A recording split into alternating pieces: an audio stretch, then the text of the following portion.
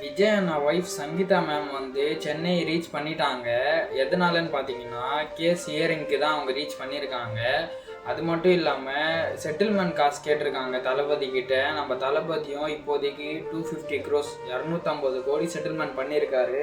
அது அவங்க என்ன சொல்லியிருக்காங்கன்னா, இது வந்து என்னுடைய 2 பசங்களுக்கும் தான் சேரும், இன்னும் எனக்கு செட்டில்மெண்ட் நீங்கள் பண்ணி தான் ஆகணும் லைஃப் லாங் வரைக்கும் சொல்லியிருக்காங்க. அது எத்தனை க்ரோஸ்ன்னு எனக்கு தெரியல, இன்னும் அப்டேட் எதுவுமே வரல. இப்போதைக்கு மட்டுமே தளபதி வந்து 250 கோடி கொடுத்துருக்காரு. இதெல்லாம் தெரியாது இந்த நியூஸ் சேனல்ஸ்க்கு, மற்ற கட்சிக்காரங்களுக்கெல்லாம் தெரியாது. கல்வி ஊத்த மட்டும் தெரியுது. நேற்று வேறு லெவலில் முடிஞ்சுது தஞ்சாவூரில் மீட்டிங்கு.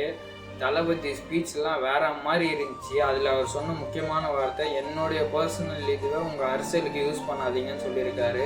ஸோ அதனால் நம்மளும் அவ்வளோ யூஸ் பண்ண தேவையில்லைன்னு நினைக்கிறேன். இது ஒரு முக்கியமான அப்டேட்னால நானும் சொன்னேன். மறக்காமல் நம்ம சேனலை சப்ஸ்கிரைப் பண்ணிக்கோங்க. நிறைய பேர் பார்க்குறீங்க, சப்ஸ்கிரைப் பண்ண மாட்டீங்க. நானும் டிவிக்கே தளபதி ரசிகன், எனக்கும் கொஞ்சம் சப்போர்ட் பண்ணுங்கள். மறக்காமல் நம்ம சேனலை சப்ஸ்கிரைப் பண்ணிவிட்டு உங்கள் கருத்து என்னென்னு கமெண்ட்டில் சொல்லுங்கள்.